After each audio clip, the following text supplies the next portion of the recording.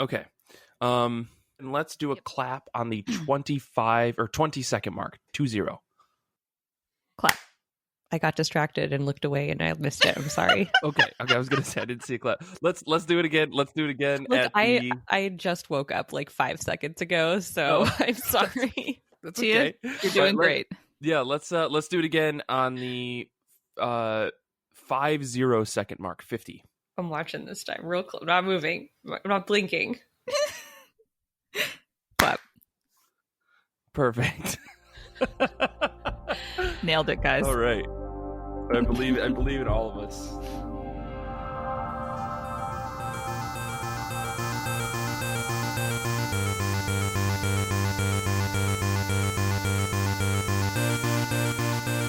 This is the I Read Comic Books podcast. I'm your host, Mike Rappin. With me this week are two cosplayers looking for a fight on the main stage, Tia Vasiliou. Hi. And Kara Shamborsky. Hi. It's funny because we don't cosplay. Listen, I know. That was confusing. we're talking about comic book conventions today, and I'm really excited, and so I'm changing things up. But before we get into all of that, let's talk about the thing that we have to talk about every single week, which is comics. How have you been? How have comic books been? Let me start with you, Kara. Well, first of all, I want to go back to your joke opening premise because for your information, Tia and I would not be competing against each other. We would be competing against everybody else and winning. So well, that implication was however you want to interpret it. You know, two cosplayers looking for a fight on the main stage against other people is kind of the way that I was presenting it in my mind. Like, you've taken over the main stage. Now you're saying if you want this thing back, you've got to fight us to take it. So I think she's looking for a fight with you, Mike. All right, Tia will be a gender-swapped Baphomet, and I'll be Lucifer, and we will crush the competition. I love this. I love it. Okay. How have I been? Watching probably more Halloween-y horror content than I am perhaps equipped to watch. I've been watching Lovecraft Country on HBO, and for the first time ever, I watched the 90s classic The Craft. And right, I had never seen it before. And it, I mean, they were playing it on Freeform as part of the 31 Days of Halloween. So, I mean, the opportunity was right there.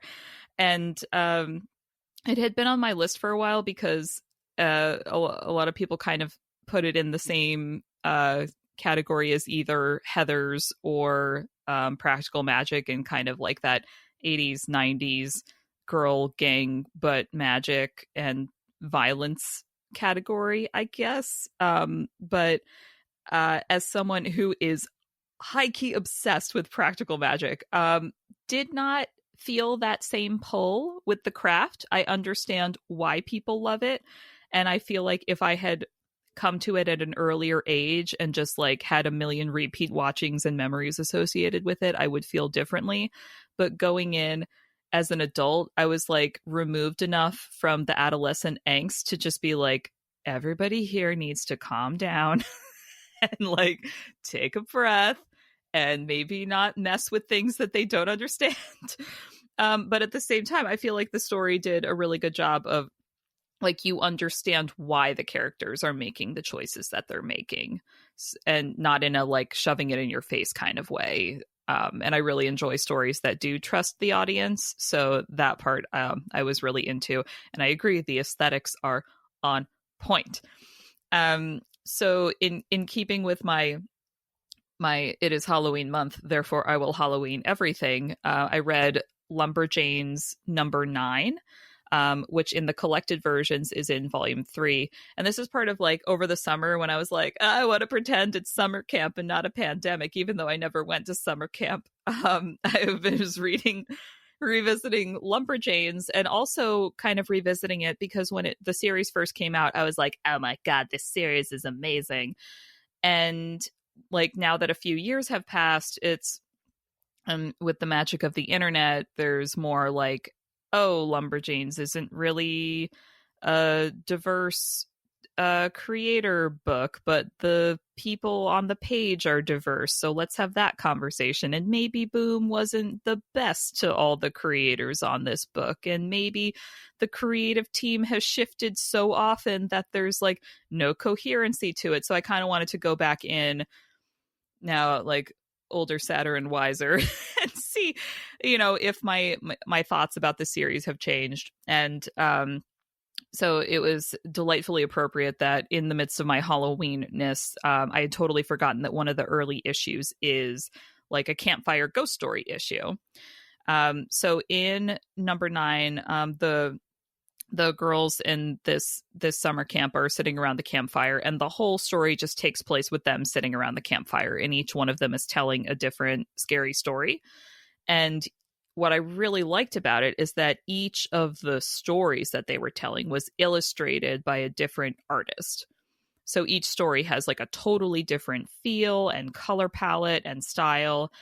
Right. So it even though it was just like a regular floppy, like 20 pages long, it felt like a much longer and more interesting tale because it was just all these little like 2 or 3 page stories broken up by art style. And it was like a really nice showcase of all these different styles of art. Like one of them was more like something that you would expect to see in like a Fantagraphics book. And one of the stories was done by Faith Erin Hicks, who did Adventures of Superhero Girl and Friends with Boys. And so her style is a little more like cartoony, but with like a little more like sketchiness to it. So it was really easy to discern what was happening because it was so visually broken up like this, which brings me to my next point.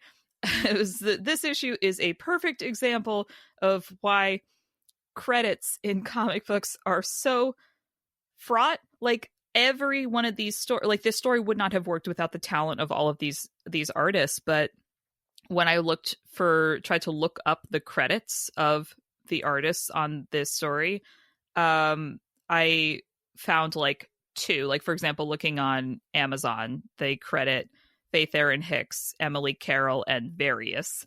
And I was like, no, it's not Various. There's like 6 artists on this. So, and I looked on the Boom website, and the Boom website like does not have like the earlier issues listed with their credits. And like for the Lumberjanes series as a whole, they only list 4 creators. And I was like, well, that's garbage because like maybe 100 people have worked on this book at this point. So I had to like go into the actual book and look at the credit page, which, at least that existed. But it's like, if I was trying to find work by one of these artists, I would never know that they had done an issue of Lumberjanes, Yeah. See, this is just more frustration about comicbookdb.com being gone. Like, I know this is very much just like an old story, like an old tale, and everyone's been whining about it. And I've seen stuff like on Twitter about it, but it is so frustrating because that was for the longest time like the only source where you could find this kind of like detail, because publisher sites are so inconsistent, wikis are so inconsistent, like places like Amazon that are kind of supposed to have a lot of this centralized data are so inconsistent. So I just want Comic Book DB back. Anyone out there, I'm making like a bold call. If anybody out there has like a data set or like a backup of that data, hit me up. I want to figure this out. I want to maybe see what we can do, because Save comics, Mike. Build websites. If this is the way that I save comics, then fucking so be it. Because like I have technical skills to build websites. Let's build a website. Let's figure this thing out. Anyway, sorry. No. I'm glad you enjoyed the comic. Thank you, but this is what I'm saying. It was like I enjoyed the comic, but it was also just problems of the comic book industry in a perfect microcosm of beauty and horror. So. Yeah, well, let's bring Comic Book DB back or something similar. We'll figure it out. Tia, how about you? How have you been? How have comic books been for you? I have been. Yes. And comic books have been around me. I don't know. Tell us about the sunsets, Tia. You have so many nice ones. Like I've been surfing. I've been going to the sunset. Honestly, guys, I'm just like, Tia, I'm we're in a over pandemic. it. I'm so over it all. I know. Yeah. Like, Everyone's I tired just, all like, the time. can't do it anymore. That's okay. I did. Yeah. I'm really sad. I feel like it's been a whole year of just like, I haven't seen anybody. Mm-hmm. I haven't done anything. My birthday is coming up, but nothing's going to happen, especially after last year, which was the best birthday ever. Halloween's coming up. Nothing's going to happen. It's a full moon Halloween. Nothing's going to happen. I'm just don't like it.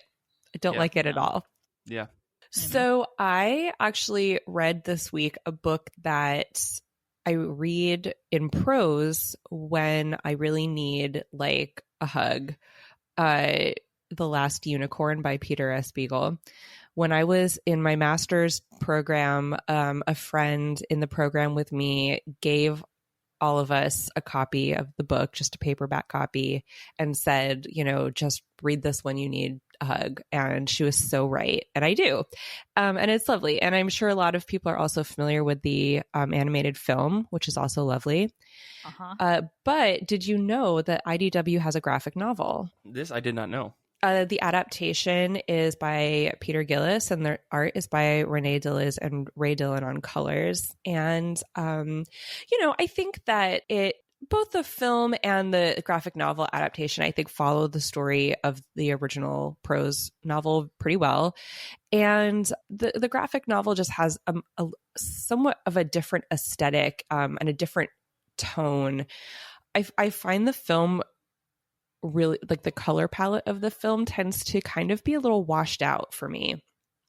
And the book, or the graphic novel rather, it's a little more saturated, which for me, I don't know, like with a fantasy story, I like the saturated colors. There's a lot of purple, because of course the unicorn lives in a lilac wood, and so the purple really gets carried through the book. I think also red is a recurring color in the graphic novel that is really symbolic and important, and white for the unicorn.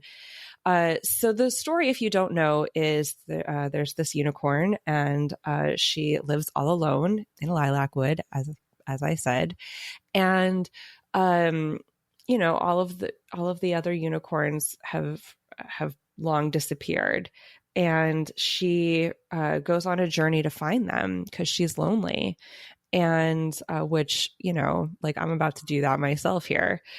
And she encounters a magician named Smedrick, and he's kind of a like awkward, he's no great magician or anything. But they kind of go on a journey, an adventure. She gets kidnapped at one point. They meet up with then Schmedrick gets kidnapped. They meet up with these bandits, and one of the bandits, Molly, ends up joining them on their quest. And not everyone can see the unicorn for what she is, which is really interesting. And identity is a theme, in addition to loneliness, I think, that really resonates when you're feeling kind of melancholy and contemplative in the book. And then also, I think regret and sacrifice are themes that are just really powerful in this book. They eventually, so it turns out that the unicorns were all driven into the sea by the Red Bull. And that's why red, as I said, was a color in the book. I think that symbolically is used throughout the graphic novel. So at one point they encounter the Red Bull, and to rescue her, the unicorn, Schmedrick like does a spell really quick, and it turns her into a woman. And so they journey to this castle, and the king there is like this sort of grumpy, lonely old man who lives there all alone with his son. And it turns out that the secret to what happened to the unicorns is like, it's there. And they discover kind of more about the nefarious things that happened to the unicorn, and there's a big moment. And then ultimately the book ends up being kind of a love story, but not in the way that you think. And if you prefer to read graphic novels over prose books, which I know a lot of people do, and I really love visual storytelling, so I completely understand, I would definitely pick up the graphic novel. You will get everything from the prose novel in terms of like the themes and all of that. But I think that actually, like, I love the layouts in this book. They're really spectacular. They do a lot of the storytelling, like just the way that the panels will be separated. It's very rarely like a panel grid. There's very rarely outlines of the panel. So it really flows. One scene, one panel kind of flows into the next, and it will use, I don't know, aspects of the story to like the unicorn's hair or something like that to separate out the story beats. And so I like that it sort of feels meandering in the way that a fable would feel. I don't know how to describe it exactly, but I just think that the visual sort of formal aspect of the storytelling is really perfect for this story. And there's one chapter where it kind of goes into, like, you know how there's always a scene before the big battle? Like in Game of Thrones, they had this episode too, where it's like everyone's kind of sitting, waiting, and you sort of skip from character to character, and they're all just sort of having a talking moment. And there's a chapter like that in the book before like the sort of big scene, and in the corner of each page there's like a beautiful design, or I don't know how you would describe it, like that kind of establishes each character, like whose perspective it is. So it's done in a way where it looks like it's carved into the stonework of the castle. But if you look really closely, you know, you see the symbols belong to each character. It's beautiful. And if you need a hug like I do, you should definitely read it. And also, just to keep with the theme of this week, I bought this at the first convention I ever went to was New York Comic Con 2014 or 2015. Now I can't remember. I want to say 2014. I'd have to look that up. Anyway, I went by myself. I was really nervous, and I had a list of things that I had to do and a backpack full of books to get signed. And one of the books was my paperback from grad school, because Peter S. Beagle was going to be there signing books. And so I got to meet him, and I, thanked him for writing the book that like emotionally supported me through grad school. And he was really touched by that. And then that's when I got this graphic novel, which, so that just, there's an extra layer of like relevancy for this episode. Oh, totally. I mean, I was looking at the previews while you were kind of talking through some of this. This looks like a beautiful book. It's really lovely. Yeah. Yeah. I knew about the comic. I didn't realize it was a book first. So I think when I first saw that they were doing a graphic novel adaptation, I assumed it was of the film. And your review has cleared me of this misconception, and I would like to read it immediately, because the film, for me, like as a young girl obsessed with unicorns in the 90s, like obviously I watched and was obsessed with this, and then revisited the film later as an adult and was like, should children be watching this? But also I didn't. I turned out fine. So, but like for me, also, like Carrot, there's a perfume line from Black Phoenix Alchemy Lab. Is there really? Mm-hmm.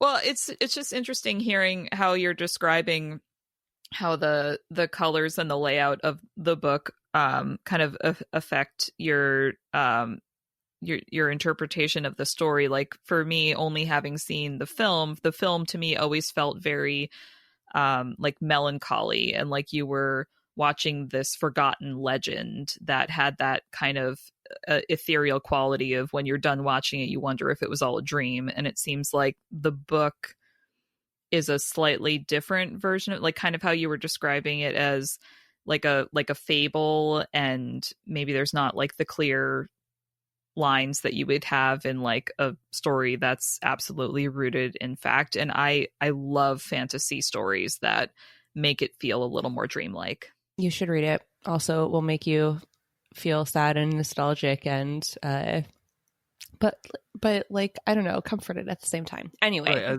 yeah. It took a long time. Mike, you go. Yeah. No, that's okay. This all sounds wonderful. I mean, like, I never thought that I'd want to check out the last Unicorn graphic novel, but I think that's what I'm reading next after the show. So, for me, let's see. This past week has been wild. It was my birthday, and I went and got my first tattoo. Birthday. Thank you. Happy tattoo. Yeah, I know. It's so it was like, despite the awfulness that was going on, I will completely admit I was having a pretty bad few weeks leading up to my birthday, and then like the day of was fantastic because Kelly surprised me with, "Hey, we're gonna go get you this tattoo you've been talking about for 10 years." And which was, yeah, it was really nice. Like, genuinely, my mouth was hurting from smiling all day because I was so excited. But beyond that, I have been reading a bunch of comics because I took like a couple days off from work because I was just like, fuck it, I need like just time to myself, and read a bunch of stuff. I caught up on all the X books, the X of Swords stuff, which I'll talk about in a second. But I did read 2 books that I want to talk about really quick. Child Star by Box Brown. This came out a little while ago, but it was a little out there for folks that maybe were following him on Patreon or are part of his Patreon. He was releasing pages of this book for like almost half a year, I think, last year, and finally it all got collected into a graphic novel, which is basically about this fictional 80s TV star, like child star, who grows up, and then the book follows them in like a documentary style with interviews and all this kind of stuff, which kind of reminds me of his book that he did about Andy Kaufman. But in this case, it's fictional, so like the tragedy is real but not real, but you can see each of the issues or problems that this character faces. Kind of, you can match up various child stars or young actors from the 80s and 90s who were in the limelight for a really long, or for enough time to like kind of destroy their lives, and then when the limelight disappeared, how they maybe fell apart in some cases, and I think in a lot of cases. So this is a really interesting book to see Box Brown kind of try to tackle that idea of how child stars from like the 70s, 80s, and 90s grew up and what happened to them. But the other book I want to talk about really quick was this book that I got from this short box Kickstarter, and I know I've talked about a couple of these, but this one was called She Would Feel the Same by Emma Hunsinger. I don't really know how to describe this book without giving away the ending, but like the premise is Chloe and Phoebe have a relationship that ends abruptly and amicably. Like, they both wake up one day and say, I don't think this is working, and they separate all their stuff and they go their separate ways. But we follow Chloe, and she can't stop thinking about this relationship, who she keeps saying, I don't have any problems with us breaking up. I have no problems with what happened between the two of us. And the end of the book has this wonderful sequence that, like, as I was reading it, I felt like I was in a whirlwind tornado being thrown about in like the best way possible. Like, as this character is experiencing this vast series of emotions about this thing that happens, I too was like really, really drawn into this book. And I mean, if you look at the art for this, it's very simple. It's line work. There's not a lot of color in it. In fact, Emma Hunsinger actually does art for like the New York Post's like little cartoon, or not New York Post. What is it? The New Yorker. They do like little political cartoons. So like, if you think of that style of just like black and white line art, that's kind of what this book likes from beginning to end. And man, I loved it. Like, it's from the get-go, this book has something that just kind of hooks you in. And by the end, it does a great job of really breaking your heart for the character. And I really enjoy that about that. So if you get a chance, this book is totally worth it. It might be a little expensive because it's like a short, limited print run, but it's a very, very good read. Breaking your heart for the character, Mike. Yeah. I mean, I don't know what it is. Sad. I love reading comics that I can really just empathize with characters and I can feel their pain because it's a way for me to direct my own inner problems and feelings, and I can actually like feel them in a proper way through a fictional lens. Like, it's a whole thing, right? This is why I'm in therapy. I got a whole thing going on. But the one last thing I want to talk about is I have a One Piece update. So Xander, go ahead, roll the clip. My fortune is yours for the taking, but you'll have to find it first. I left everything I own in One Piece. Thank you. And I am in chapter 950. I'm so close to being caught up. I've been taking my time. Like, I'm only reading like 10 to 12 chapters a week because 992 just came out, and I think that I'm on a pretty good like rounding off the marathon pace in order to get caught up before chapter 1000. And I really want to build myself up to be reading chapter 1000 the day that it comes out. So I want to read 999 the day before 1000 comes out. So that's where I'm at with that. I have to ask, because I feel like you made this goal to catch up on One Piece, which God bless you, because Jesus Christ. So my question for you is, now that you're like, you have read the equivalent of like Action Comics, do you like One Piece, or are you just kind of obligated at this point? I actually really do like One Piece. I think that from the beginning it was a little tough to get into, but there were a couple of arcs in this story where I went, oh, there's some actual serious character development here that is kind of masked by the idea of this is just shonen and they're just fighting. But in some of these big arcs where people are fighting, some of the characters make decisions where you go, oh, wow, this is emotionally driven. This isn't just someone wanting to get more powerful. This is someone making like the characters are making choices that kind of break your heart because you want them to be this big cohesive family of characters. But when someone goes, no, screw that, I'm doing this thing, you're kind of like, what's going to happen? It adds like this level of chaos to the story that drives and builds these characters up. And then you can see them learn and grow from various things. And when they call back to those moments, you feel, as you know, if you read 1,000 chapters of something, like you feel really connected because they're making callbacks to things that you resonated in with in the moment. And it becomes even more powerful as the story goes on. So, and some of the villains are just so diabolically evil. I love them. Like, there's some really good villains in this series that just make the story worthwhile. So yeah, I like it for the most part. I feel like the current arc that I'm in right now, I think it started 30 or 40 chapters ago. I know continues into the latest chapters. So like almost 100 chapters of one arc is insane to me. Because I saw like a preview page that was just like, and they're still doing the battle for this thing, and I'm like, I'm in chapter 940 and the battle hasn't even started yet. Are you kidding me? So yeah, it's been a wild ride. But anyways, I could talk about One Piece all day. Maybe I might have to just pull like 2 people in and just be like, Mike's going to rant at you for an episode about One Piece once I get caught up, and then it'll be fun. But let's talk about comic books that are coming out this upcoming week. Comic books are dropping on October 21st, 2020. What are you both excited for? I'm going to pitch back to you, Tia. Okay, look, I'm going to be real honest. Literally nothing this week looks exciting to me, so I went out a few weeks. I hope that's okay. Totally fine. Cool. So I'm going to shout out to A Dark Interlude #1, which is definitely not a sequel to Fearscape. Sorry, this is like the biggest joke on Twitter to me that I've seen. Did you see the Henry takeover? I did. I saw that he had done it. I didn't actually see any of the tweets though. It was so funny. What a little shit. Anyway. So I guess for people who don't know what Fearscape is, which definitely isn't the first part of the story, could you explain that for folks who maybe didn't get a chance to read that? Yes. So this is a book by Ryan O'Sullivan, Andrea Muti, and Vladimir Popov, and it's about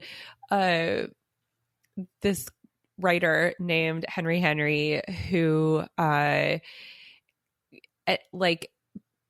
enters this sort of world where he kind of he's like looking for his muse, I guess, is a kind way of saying that he is going to, through nefarious means, steal some ideas so that he can be a famous writer. It's almost too kind given what happens in the story. Look, I don't want to give any spoilers because it's really good and you guys should just read it. And so then we have a dark interlude, which I feel like just by the title lets you know how things go in Fearscape. It comes out on my birthday, November 11th, and I feel like everyone should pre-order it because judging by how things went with Giga pre-orders, these are both Vault Comics books, the more pre-orders these books get, the fucking better variant covers they make for it, which is super fun. So pre-order and let's get those like sweet variant covers. Absolutely. I mean, I'm so hyped for Giga. I wasn't even gonna buy this in like a physical capacity, but I saw some of these variant covers and I'm like writing emails. I'm like, how do I get this? How do I make this happen? It's beautiful. Money, Mike. The answer is money. Yeah.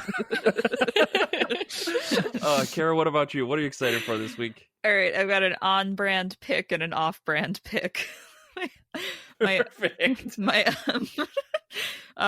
on-brand pick is from Archie Comics, naturally. It's Chilling Adventures of Sabrina presents Madam Satan #1.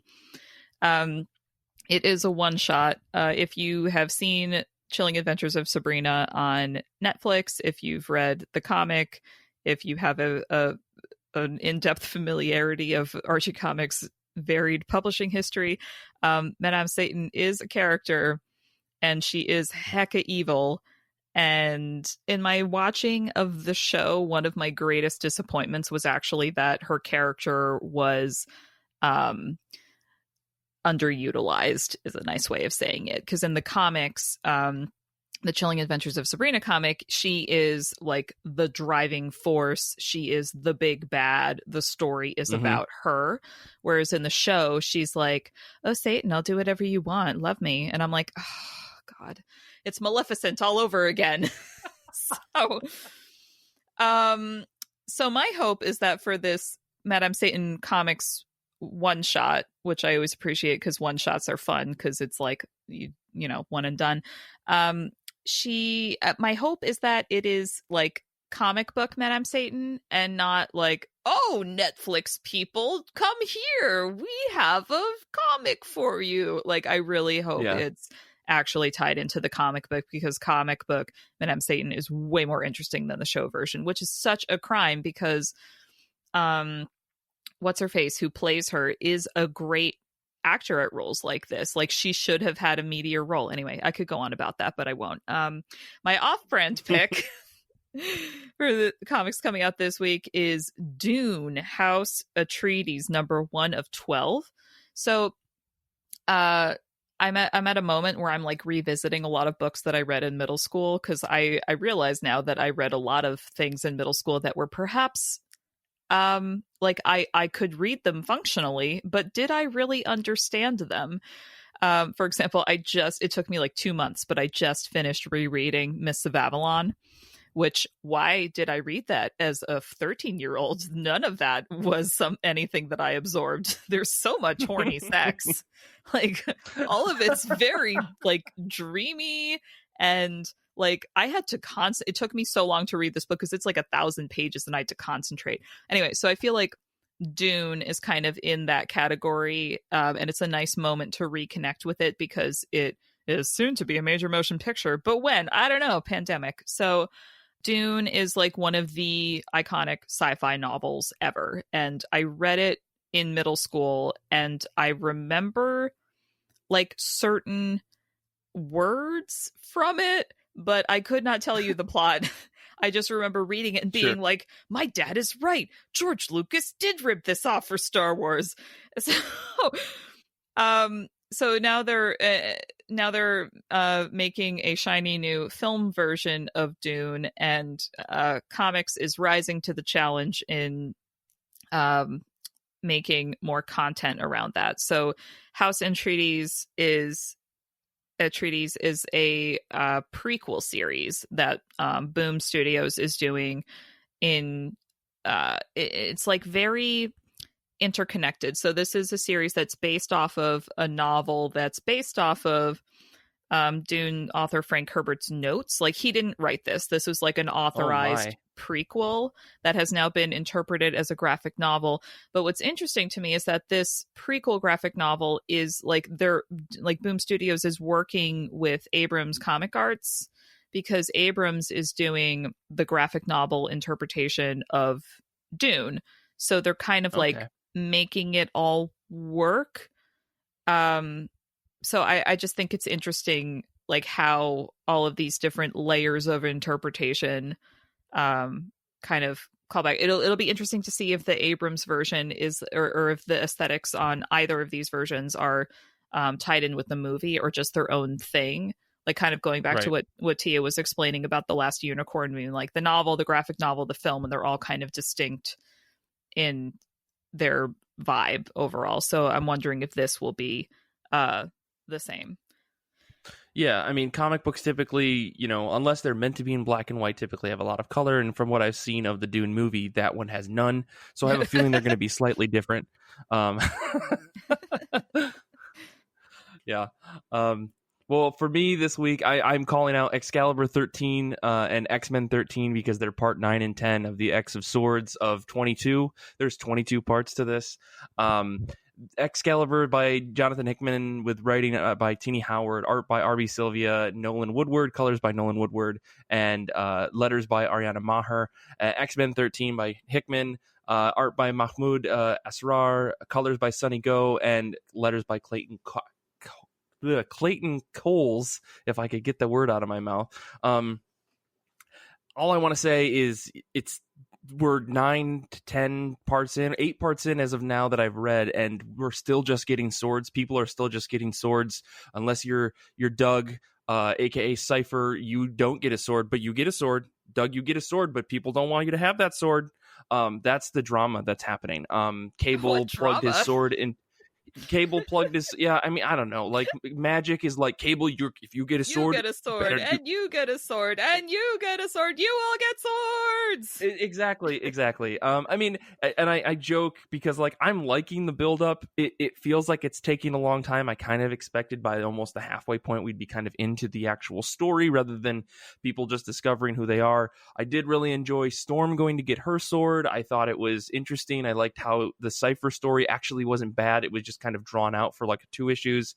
Wolverine's story somehow got 2 issues because Jerry Dugan was writing both books, and sure, let's just make a book that doesn't even have Wolverine in it be all about Wolverine for an issue, because I don't know, like, why does Wolverine need a sword if he has knuckle swords already?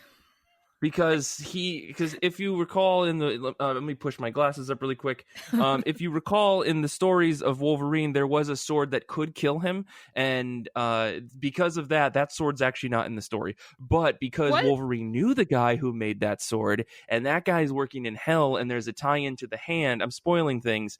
That guy is in hell, and he's making swords for the Hand. But then Wolverine shows up, and this other guy from Otherworld shows up, and they both need swords by the same guy. And then they're like, "I'll see you on the battleground."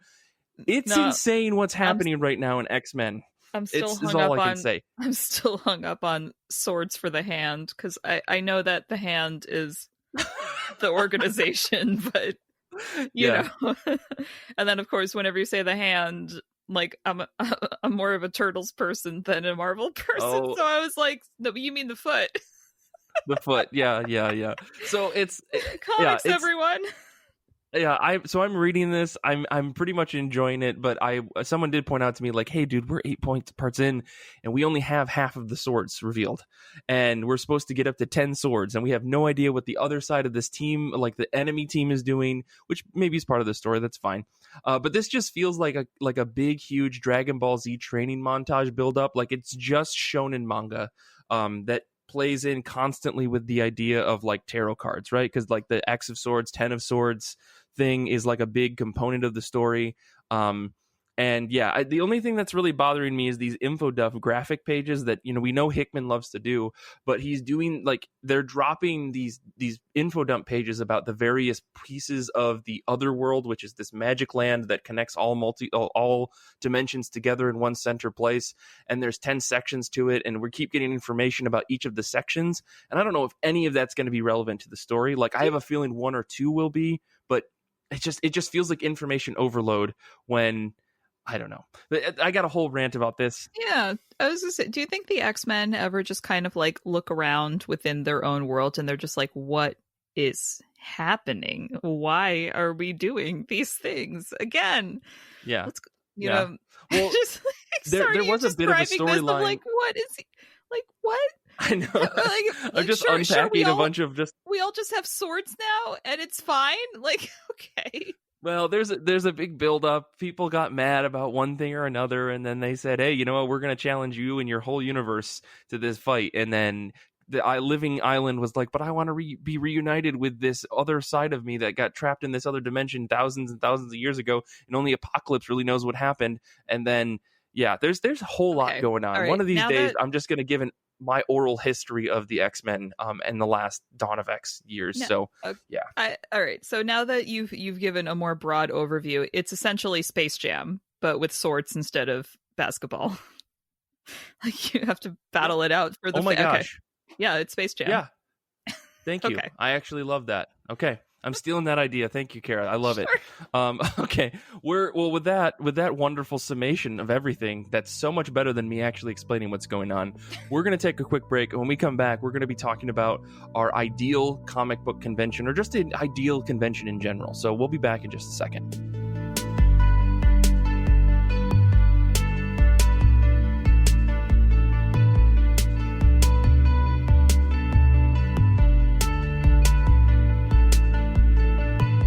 For our show this week, we are talking about our ideal comic book convention, or just convention in general. But before we get into that, I want to remind everybody that on October 24th at 8 p.m. Eastern Standard Time, we're going to be hanging out on our Discord. If you're not already a member, make sure to get on there. You don't have to be a member of the Patreon. You can just jump on and hang out with us. We're going to be talking comics. We might be playing some video games. We might be doing all sorts of different stuff.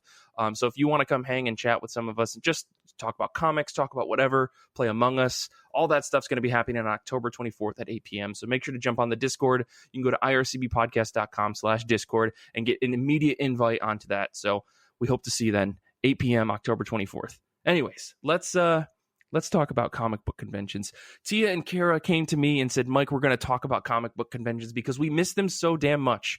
We want to describe what our ideal comic book convention is. So I guess to get things started, to Kara or Tia, whoever wants to go first, what is your favorite con experience, and do you think that you're going to use that as your basis to describe your convention idea that you have? I know. Put you on the spot for this one. I know. Ooh. I feel like all of my favorite things about conventions happen after the actual convention. Oh, of course. I was thinking about adding a whole section to after con, established itinerary and things like that. Last year after New York Comic Con, I got to go to the Stan Lee retrospective that Marvel did. Oh, yeah. That was pretty great. And then there was this amazing after party at the Wax Museum, which is a very surreal place to run around with an open bar. So that's priority number one. When you say after the convention, straight to the Wax Museum for the post party, right? God. Open bar, okay. Yeah, I think that having been to conventions as a fan and as a pro, I by far prefer going as a pro, but I recognize that for me, a lot of that is tied up with social anxiety. Because if I go to a convention as a fan, I am in charge of my itinerary. It is all up to me. And in, for example, a format like New York Comic Con, where there are way too many people packed into the Javits Center, that can get overwhelming pretty quickly. Yeah. But if I'm there as a pro, I generally have an objective and a schedule, and I know where I'm supposed to be and what I'm supposed to be doing. And it makes the free time between those obligations a little more special, as opposed to just I have the whole day. Oh God. Yeah. So I've always preferred that kind of format. So I guess, because obviously not everybody can go as a pro. I do like conventions that have a broad range of programming and timed events, so that I'm not just here I am on the show floor all day, I guess. I can be at 10 a.m. I can go to this talk, and if I start waiting online at noon, maybe I'll get into this panel at 4. Like, it's a for people who do want to have those like more structured experiences, that's, I think, a little more helpful than just like, here is an opportunity to talk to creators whose work you like. Try not to flub it up. So, you know, like even creators I've spoken to before, like some of them who recognize me, I'm still just like, you know my name. So I definitely am way less chill about it than Tia is. Tia is like the master of a fellow human being. Let me talk to them as a fellow human being, and I'm just like, your art is pretty. So Gotcha. I mean, my thought is, you know, like I think some of the best interactions I've had were just like I like overhearing a conversation and then like listening into somebody talking and like having one moment where you say, and this is usually like not on the convention floor. This is always at like the BarCon or post something where you're just in like a group of 4 or 5 or 6 people and like talking with either, you know, other creators or just, you know, other people that were at the show and hearing about what they're doing. That's like my favorite part, is reflecting upon the day, like after, I guess, like, you know, a day of chaos, because I feel that same thing of, you know, when cons are too big and there's so much to do and you don't have like a scheduled you know, to go to and follow, it can be pretty overwhelming. But when you do the stuff and you're just like, oh man, I did all this really cool stuff, and reflecting back on it, that's usually where it's like, okay, I actually did have fun. It wasn't all chaos and anxiety the entire day. So yeah, I guess, sorry, that's totally tangent. I guess as far as planning our conventions as to what would make our conventions right, it sounds to me like scheduled programming seems like a big thing that we'd want up there. No, false. No. Opposite of that. Oh, no. Okay. Explain. I want nothing to happen before 2 p.m. and I do not want to have to be anywhere at any time. I just want an entire show of Artist Alley and just leave me alone. You know what? I second that. The more I've had opportunities to go to conventions, the more I'm just like, my itinerary is I am doing every single aisle of Artist Alley, and like everything else is superfluous, because that's really the most interesting part of most, especially larger conventions, because larger conventions like New York, like San Diego, even Chicago a little bit at this point, they're just kind of like, and here's the movies and video games section, and over there are the comics in the corner. I'm like, no, it's a comic convention. Convention. Well, that's kind of like been the big thing that's been overwhelming, I think, about the big conventions specifically, is that like they draw in some of the bigger like names in comics, right? Folks that don't attend a lot of small conventions or don't have a reason to attend small conventions because they're not invited. There's no like provision to make that happen. So like when you get to like a New York City Comic Con or a C2E2 or an Emerald City or SDCC even, and I've never been to that one, but that's where you do get the bigger names, because they're near an international airport and it's easier for them to get there, and there's more of a pull because maybe like they're going to see the most people. And so the idea is to try to like cover all of your bases. But the problem is, still, with the exception of Emerald City, I think it becomes more of just like comic books are like the smaller quarter of this thing, and it's more about like, look what Audible's doing, look at what, you know, Netflix's latest comic book show is, and they've got huge fucking wall banners that it's just like, what are we here for again? Like, I get that that's comic book related, but it's not actually comic books in a weird way. But that does draw a lot of people. So it's like, how do you, I guess this kind of drives into a question that I have on my list here is, you know, how do you draw the line between making this making a convention an attractive ordeal for more people, but also keeping it comic books focused, or keeping it like focused on people who create these things that these mega properties are based off of, you know? I mean, I really think that shows like Thought Bubble does a great job at that. Yeah, it's pretty much just comics.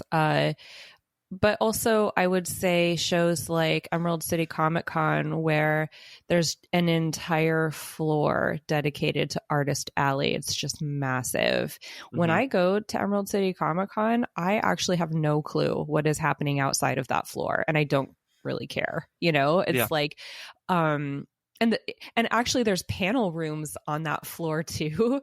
So, you know, if you do want to go to some more structured programming, if you're Kara, you know, you can still kind of just pretend that it's just that floor, you know? Mm-hmm. And I think that's a really great way to emphasize comics, but still have the other stuff around. Yeah. Well, it's interesting because part of that also is, you know, the beyond just the artist alley floor is like vendors who are selling various gear and, you know, the Funko Pop booths and like, but actual comic book shops are also there, and, you know, places that are just trying to sell their wares if they've got, you know, either old comics from like the 40s and 50s, to even stuff, you know, some places that are just selling like old books that they need to get out of their back, you know, their back office that they've been sitting on for forever, and they're selling them for, you know, a dime a piece. Because that also, I think, is a big function of the comic book conventions. Is some merchants are showing up there just trying to like sell off as much of their stock as possible, and by bringing it to a big convention or even like a small convention, you're probably getting people looking at your stuff that normally wouldn't have walked into your shop or found your shop on eBay or Etsy or wherever you're selling your stuff. So like, is like, because that side of the convention is also like, I think, a big pull for people, and it makes money because these people are paying in and yada yada yada. So I don't know, I'm trying to find like a balance, because as much as I think Artist Alley is pretty much should be the focus of a lot of these comic book conventions, there is that other side that has like is related to comics in a lot of ways. I mean, the Funko Pop thing, that's not, but I think there is still like comic book vendors and other things like that that work alongside of that and make those conventions work, you know. Those aisles are always not the Funko Pop ones, but the the comics from smaller vendors. Those are always my refuge aisles because no one is ever in them. They are a reliable place to get away from people. Yeah, I think that there are more conventions now that are setting up quiet rooms. And I think that is really, really smart. I know there's an organization that I believe is mostly a presence at like game conventions. They're called Take This, and they focus on like mental health in the gaming community. And they will often sponsor quiet rooms. So I think awareness of, you know, the need for quiet rooms, family rooms, and, you know, and other attention to accessibility is really appreciated. A really good friend of mine, you know, has walks with a cane and can't stand in lines for long periods of time. Thought Bubble was pretty great with, you know, like helping to make sure that we had our place in line, even though we couldn't actually stand there. And, you know, so I think if we're talking about ideal conventions, accessibility and just kind of giving some attention to the mental health needs of convention goers is appreciated and necessary. Oh yeah. Yeah, I've seen a lot of that, like, I think over the past 3 or 4 years of just more and more presence of that kind of stuff, and more highlighting in like the maps that they give you for the convention, or making sure that like some panels, people will say, don't forget that this room exists. You know, like this is somewhere you can go if you're feeling overwhelmed today, or if this, you know, this is a big convention, lots of people. If you need to go somewhere and just sit, like this is a place to go, which I think is super great, because I think up until maybe last year, I never considered that something that I'd even want at a convention.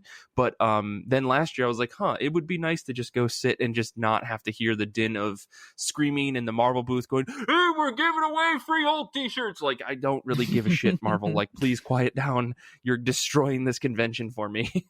Well, how cute are these Hulk t-shirts that we're talking about? Because I would like a free thing. They're not. They're screen printed, and you wash them once and all the art's going to fall off.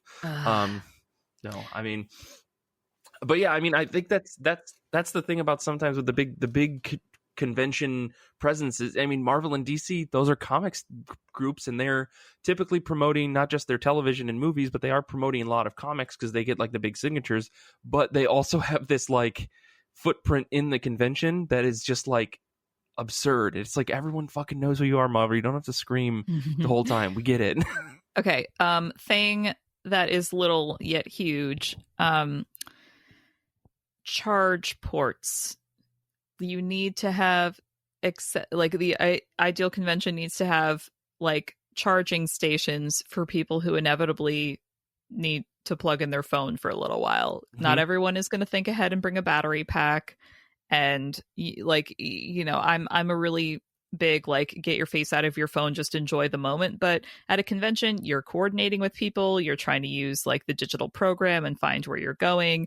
Maybe you're taking pictures, maybe you're streaming something for a friend who can't make it. Like, and I just thinking about my experience at conventions, particularly at, again, the Javits Center in New York, there's like one time I plugged in my phone at an outlet that was like 7 feet tall. It was like 7 feet up the wall, and I like had to plug in my phone up there and like rest my phone on top of a column and just kind of stand there awkwardly. It was just, sometimes you just need to charge your phone. So let's make it easier for people. Also, please just give us Wi-Fi that works, please. Yeah. Especially in Artist Alley, where people, look, I mean, the whole discussion of cons post-COVID is an entirely different one. I'm not sure I can even speculate on it at this point, but con crud is real and cash is disgusting. So please give us Wi-Fi so that vendors and people in Artist Alley can use their Square reader so we don't have to touch cash. Either Square or Venmo or anything that would just like allow you to pay them digitally so you don't have to interact like hand to hand. I mean, I totally agree with that. It's bizarre because you'd think that the places that they would want to ensure that there is Wi-Fi. I mean, that's the thing. If I'm running this convention, I'm putting like dedicated 5G hotspots or something like in these places so that, people who are constantly making transactions and trying to get themselves paid can get themselves paid digitally and very easily.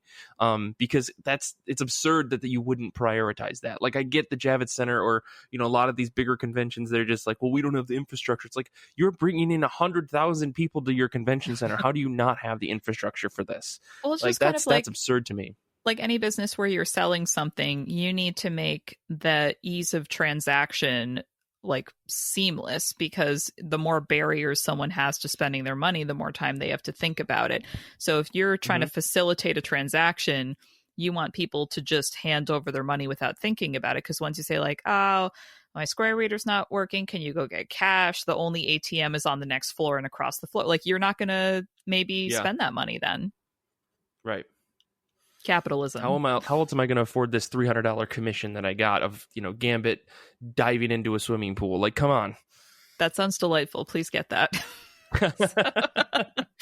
All right. So commissions is actually one of my memories that I have burning brightly across the expanse of conventions I've been to have been getting to observe artists drawing, whether it's, working on a commission or doing a sketch real quick. Like, that's something really special. I don't want it to be like, here, artist, draw on demand, but like it's an opportunity for them to crank out some works depending on the level of complexity. And even if you're just walking by, like, you can observe part of their process as long as you're not making it creepy. Like, no looming, please. This is part of why I offered to help Stephanie Hans at her table at C2E2, because I just got to sit next to her and watch her paint for a while, and it was amazing. Also, she's super fun and I love her, but like, very talented, and it's like literal magic. I don't even understand how it happens. Yeah, I was just re-listening to the bonus episode, or the episode you did with her recently, for the donation, which everybody, you can still do that if you've got $25 or more. If you want to donate to a cause that is very much in need right now, please let us know and we can figure that out. But I listened to that episode, and she sounds like the most magical person to talk to. Like, I could have listened to 2 more hours of you guys chatting, because it was just like, she sounds so fun. She is so fun. I love Stephanie. I miss her. I miss everyone. Yeah. I hate this year. I know. Well, Tia, not to make you sad, but tell us what makes a good party at a convention. Thank you. Well, I think that we need a certain DJ lineup of people who understand how to keep a dance floor energy up and who do not let me play anything because I will mess it up. Tia, are you speaking from experience? Yeah. Oh wait, have I not talked about the Wictive party at Emerald City Comic Con where I was given permission to play a few songs, and then I was in the DJ booth, and I think Voodoo People by Prodigy was on, and the dance floor was like going off, and I was like, yes, this is amazing. I'm going to take a video of this so I can cherish this memory forever. But I forgot that when you open the video on your iPhone, it shuts off the sound of whatever's playing, and my phone was connected to the sound system, and it just went silent. I can hear just like a movie audible, just as the that's the exactly music. what happened. And then I hid under a chair. Okay, so note to self: if T is running the DJ booth, make sure she has a dedicated camera. Oh, you know what? Like, I think we learned that day that my role is not in the DJ booth. Okay. So glitter, a dedicated DJ. Yeah, we need the glitter anointing because it, I recently was looking through the Wicked of Wake tag just to like make myself sad and lonely, and it amazed me how like what an impression that made on people and how it made people feel like they were a part of something. I don't know, like, and that really to me is, I think, the key to a great con and a great con after party, which is like making people feel like they had been part of something. If you go to BarCon or a lot of the like publisher parties, there's like groups of people, and they hang out with other groups of people that they know, and if you don't know anybody, it can feel really awkward. It's so intimidating. Oh my god. Yeah. So it's funny. I remember that going at the convention where I got the last unicorn, my very first convention, when I went by myself and felt really awkward and like intimidated. I remember I put a bag of like mini candy bars, like Halloween candy, in my bag, and I basically would, like, when I was waiting in lines, I would bust it out and like offer it to people around me, and as just a way to be like, hey, people, let's say hi. You could break the ice with candy. And so I feel like along the same lines, at these parties, it's sort of like, hey, glitter. Oh, you're glittered. Oh, glitter. I don't know. It just was like an icebreaker, but then also this like beautiful moment where you could like look out over the dance floor and everyone's face is glittering. And I don't know. It just like, I like to think it helped make people feel like they were like part of something. Yeah, I mean, it became, you were then part of the in club within the in club, and like everybody got glittered, that night, and it wasn't like you were excluding anybody, at least from the New York City Comic Con I went to, but it was still nice. Like, I think, to go back to your point about like everyone showing up for this one thing and it being different than a publisher party, it was like we all had the one thing in common, right? It wasn't like a publisher party where you're like, oh, I know of Marvel or I've worked at Marvel. There's no way to determine what people's like connection was to the publisher party, versus the Wake party, which was like, this was everybody getting together to say like, we all read this thing, we're celebrating this thing, and we all can at least share this one thing. So if everybody needs something to talk about, there's at least who's your favorite god, because that's at least a common thing.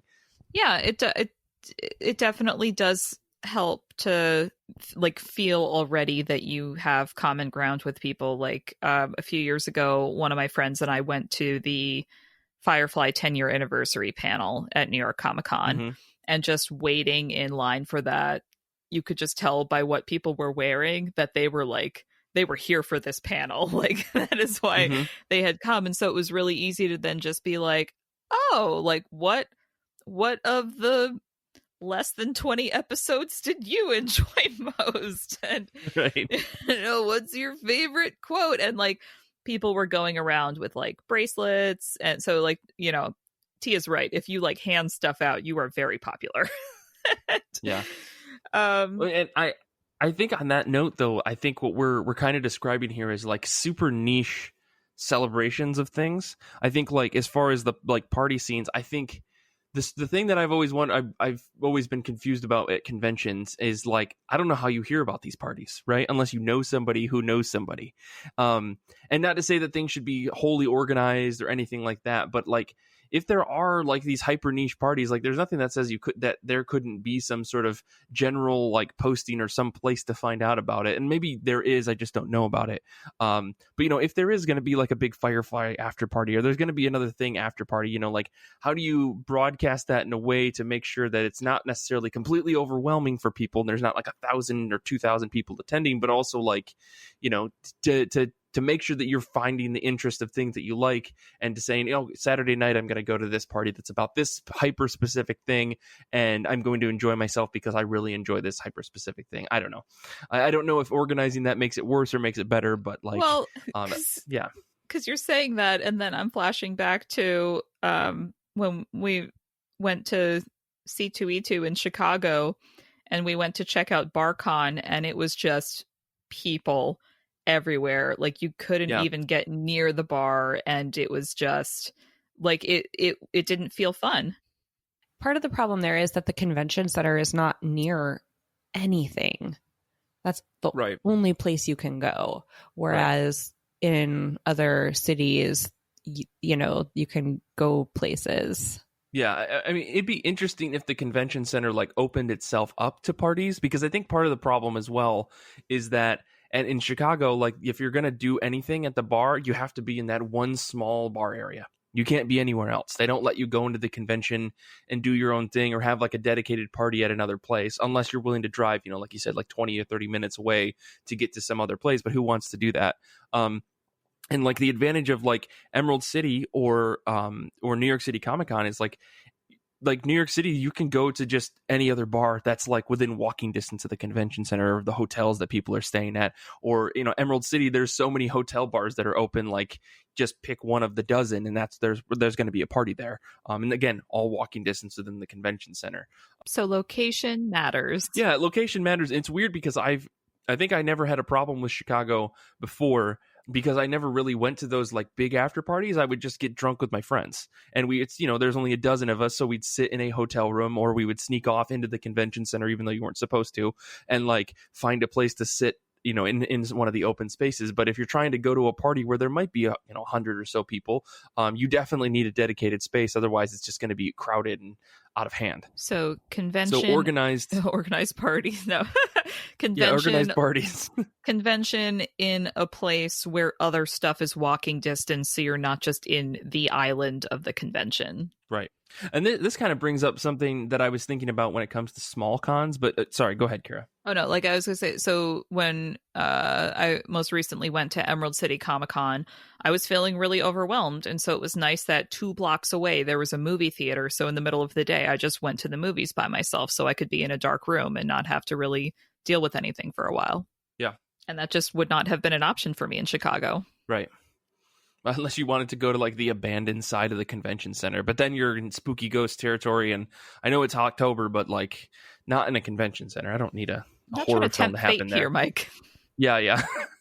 But the one thing that I was thinking about with small conventions is like, I don't know how many like smaller conventions you guys have attended where it's like, maybe 2 or 3 or 4,000 people. But I've gone to a couple here in New York. I've gone to a handful like in Midwest. And the thing that I always appreciate about those is that they're usually in the middle of like a downtown center. They're usually in the middle of some kind of populated area because they're not in a dedicated huge convention space. They're usually like in either a smaller convention space or they're in like a repurposed place to actually have the convention. Like I've been to Mocha like twice, and that's like a little bit off the beaten path, but it's still in Manhattan within walking distance of a bunch of food places and a bunch of other stuff. So it's not hard to get to. And just to kind of harken back to the idea of location matters, I think like the idea is that like the smaller the convention, the better, kind of, except for the part where how do you pull in like these bigger names and other things to draw more folks to the convention. But it's like a balancing act of how do we draw in more people and bring in more bigger names, but also like how do we make it so that it's not like 150,000 people like San Diego or New York City, to the point where it's just an entire city size by itself, and it's so chaotic that you need to go to a movie theater just to find some peace. So I don't know if you guys have any thoughts about that, because I like the idea of location matters, but it's like I in my mind, I'd like to balance between bringing in a lot of creators to draw people, but also like comic books is only so big, which is why you need to bring in some other stuff. I don't know if you guys have any thoughts on that before we come close to wrapping up.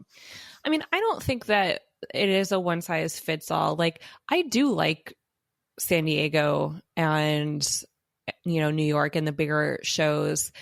I don't want every show to be like that, but I would find it a little, I don't know, monotonous if every show were tiny. But I do like going to smaller shows too. You know, I think that a show needs to just understand what it is so that it can make sure that people can enjoy the things about it that make it what it is, but are not overwhelmed by it or underwhelmed by it, you know? So maybe a smaller show needs to have like one hero party or, you know, one really big name, but otherwise like keep it really small. And maybe the big shows need to just make sure that there's good crowd control, a good quiet room, but otherwise just like let it be, you know, a big bombastic, crazy experience. Yeah. But with some of the things that we mentioned, like accessibility, outlets, Wi-Fi, food choice, because usually it's not great, and you have to bring in your own snacks, and that's like another thing to think of. More places to sit in general. Like, I understand they don't want people just lounging all day, but also how much of a hassle is it to try to walk up the stairs in the convention center and there's just like dozens of people just kind of lounging, thinking that, oh, I'm not in the way, when like all they're doing is being in the way. I don't know. I always get annoyed by that, because I wish that there was somewhere for people to just go and sit and just hang out for a little bit. Waiting room. Those places exist. It's just they're not as frequent as I would want, I think. And maybe this harkens back to like the accessibility thing, just giving people a place to sit down. Like, but I mean, this is all good faith, hoping that people don't abuse it the entire time. But no, I was saying when we went to again C2E2 at Chicago, I had just busted my ankle. I was in a boot the whole time, and like the only way I could at one point the closest bathroom to me was down like 2 flights of stairs, so I was like very gingerly going step by step, like hoping nobody would like bump into me. And then like all the food options around me were, here is a small greasy pizza, here is another small greasy pizza, and I'm like, I'm injured and I'm sad and I'm just trying to prop up my foot, and it's lunch rush and there's so many people here. And so accessibility does matter. But I think my favorite note out of this conversation has definitely been kind of what Tia was saying about making people feel included. I think that this has gotten better in comics and nerddom, but in some ways there is still kind of a gatekeeper aspect, and conventions are, if done well, a way to kind of surmount that and be like, no, like I feel like it's better if they're more like, you are welcome here, you like the thing, we like the thing, here's a way to connect with other people who like the thing. Perfect. I mean that's kind of a great way to sum up how we do this right. Like, let's just make people feel included. Well, I guess, did you guys have any final thoughts on your ideal convention? Any bits you want to get in before we wrap up here? My dream is for there to be a convention situation where Tia can host some kind of like elaborate masquerade ball, because I feel like that would be just like the ultimate fancy after party. And I don't mean to put Tia on the spot, but like, Tia has taste, guys. Like, let's just make her in charge. I don't think I could do it without Jaslyn Stone, who actually planned the Emerald City Comic-Con Wickdiv party and the Wickdiv Week at New York Comic-Con. I just did what she said. That's all. I see. Well, we'll give you the artistic mindset in the right direction, and then we'll hire Jaslyn and pay her an exorbitant amount of money the budget, to and make whatever this happen. Whatever Tia wants to do with the budget, whatever. Hire who you want, get the vendors you want. Great. Perfect. Exactly. Well, fantastic. I guess, well, thank you both for joining me on this episode to chat about this. I think this has been really fun, and it makes me miss seeing both of your wonderful faces, as well as getting to go to the convention centers and be wild and frustrated and anxious. Like, I miss all of that stuff that we put on ourselves to go and make these conventions happen. So hopefully, fingers crossed, maybe next year, maybe the year after, we'll get together and do that. But with all that being said, you can follow us all on Twitter. You can follow Tia at Portrait of Madame X, spelled the cool French way. You can follow Kara at Kara S. Sam. You can follow me at Mike Rappin, and you can follow the show on Twitter and Instagram at IRCB Podcast.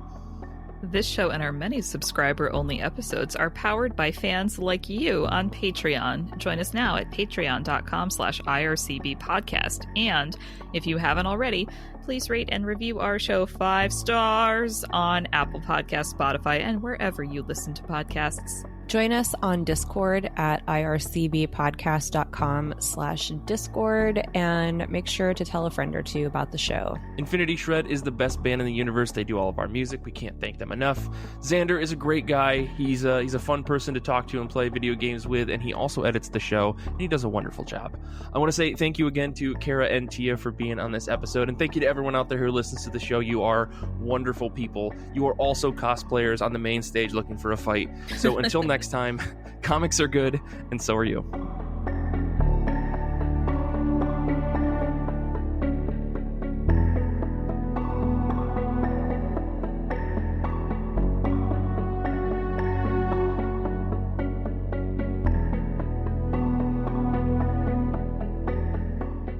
Sorry, I keep sidetracking. You guys are really fascinating today. No, that's the most wonderful summation of what's happening to X of Swords I've ever heard. Like you have just described Space Jam to me. Thank you. They're just assembling they're a cosmic baseball team. If Space Jam could be analogous to baseball in some way, that's exactly what's happening. Because characters that have no rights carrying swords are carrying swords right now. And I think that's essentially what Space Jam is. Like, Bugs Bunny should not have been good at basketball. Tweety Bird. Whatever. Tweety Bird, Mike. Tweety Bird is really Tweety good at basketball. Bird, Tasmanian Devil. Oh my gosh, I'm starting to draw lines here. Right? Yeah, I really like this idea. Okay. I'll do this episode with you, Mike. Yeah, I'll just start to unfold about the information that I get, and then you can just draw the parallels to Space Jam.